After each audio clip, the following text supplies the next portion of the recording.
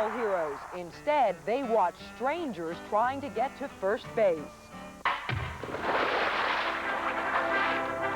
And by popular demand, it's Harley, the great diving dog.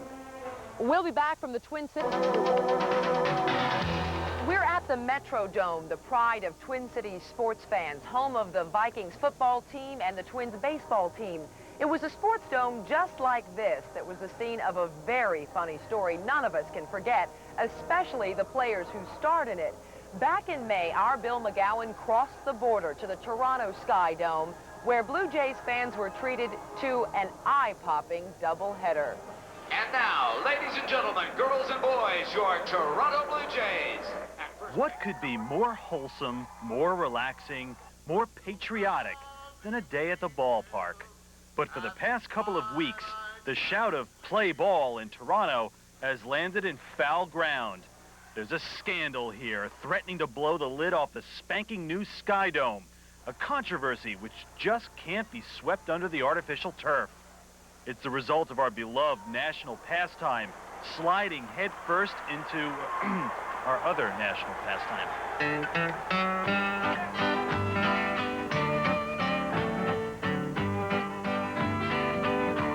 Perhaps the stadiums of the 90s have just become too modern for their own good.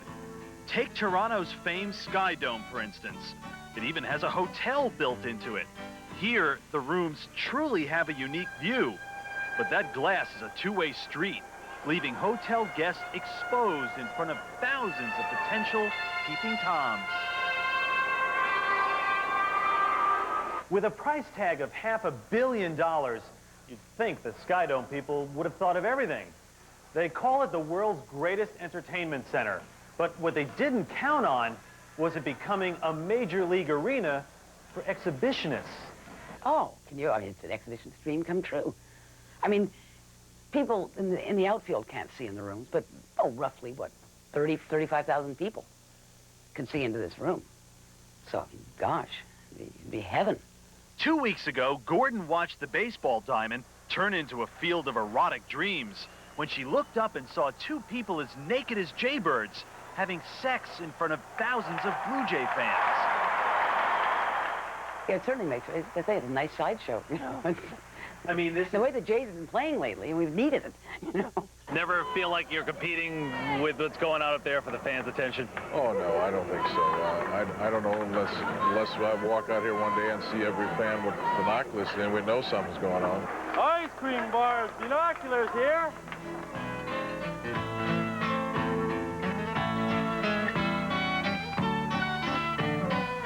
Just beautiful.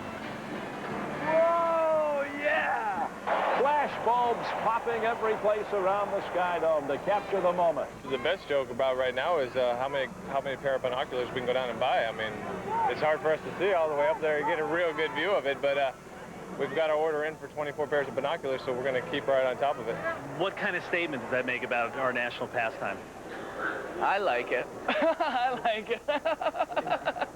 Baseball is not too bad with that going on. Obviously, it's had its effect on the fans.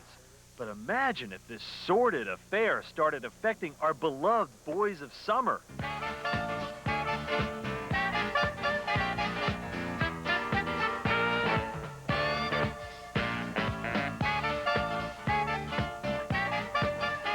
Now listen, don't you open the drapes in that hotel room when my guys are up at the plate, okay? True or false, the hotel business is picked up by more than 50%? Not quite true, but it's picked up considerably as a result of this exposure. No pun intended. Nevertheless, to preserve the integrity of the game, the Sky Dome Hotel is now putting this warning in each room facing the ballpark, in the hopes that baseball fever will be contained on the field. It's an ironic dilemma, considering the Jays' old ballpark was called Exhibition Stadium. Well, what do you expect from a dome that's been known to go topless? Boy, well, it's getting warmer here in Minneapolis. Well, on to our next story. It's something great. Harley hits new heights as he plunges to new depths. That's next.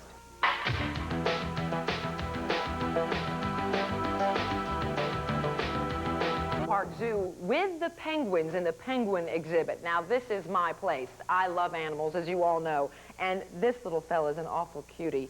His name is Boo, and he was born just a couple of months ago. He'll learn how to swim real soon, but I don't know if he's going to be able to do what this next guy does. As our Robin Dorian told us earlier in October, she found a dog that does more than just fetch sticks.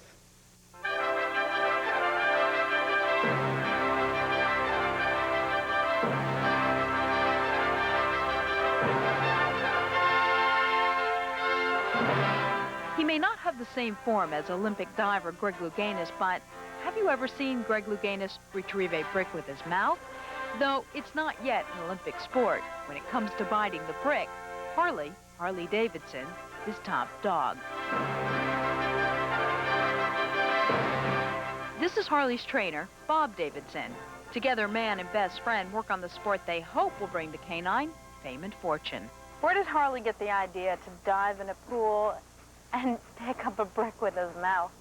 Well, when he was very small, he would go after pebbles. He started diving in the pool when he was 6 weeks old.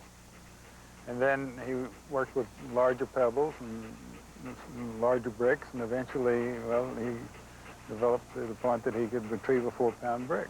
Even though Bob calls the shots, Harley still proves you can lead a dog to water, but you can't make him drink. Though training for going into the drink takes energy, and when it comes to building stamina, the athlete takes his cue from Rocky.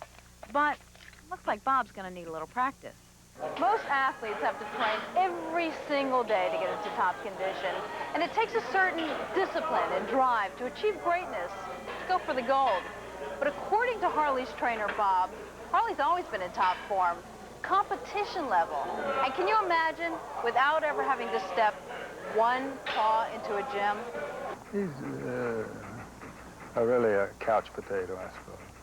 When Harley's not taking the plunge, he spends the dog days of summer, winter, spring, and fall lazing around the house, snacking on chips.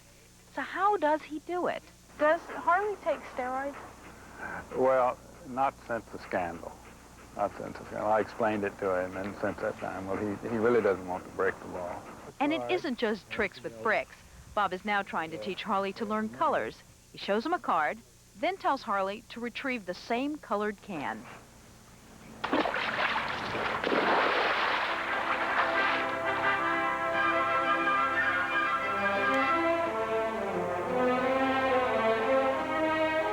Oh, well, I guess it's back to the diving, drawing board. I think he recognizes. I think he can distinguish colors, but I think his attention span sometimes, I think he forgets the color on the way down. David Letterman has something on his television show called Stupid Pet Tricks. Will Harley be part of that? Harley is really a dog activist, and he objects to the word stupid, so I don't think he would accept that. Of course, if Harley ever decides to give up brick fetching, or his teeth fall out and he needs to get dentures, there's always water ballet.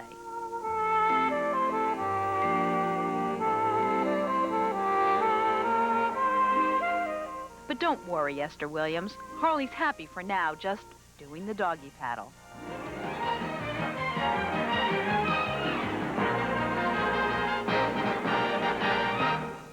Harley is one amazing dog. This little guy, Boo's going to learn how to dive real soon. Oh, now let's take a look at what's coming up on a Current Affair Extra this week. We're celebrating the best stories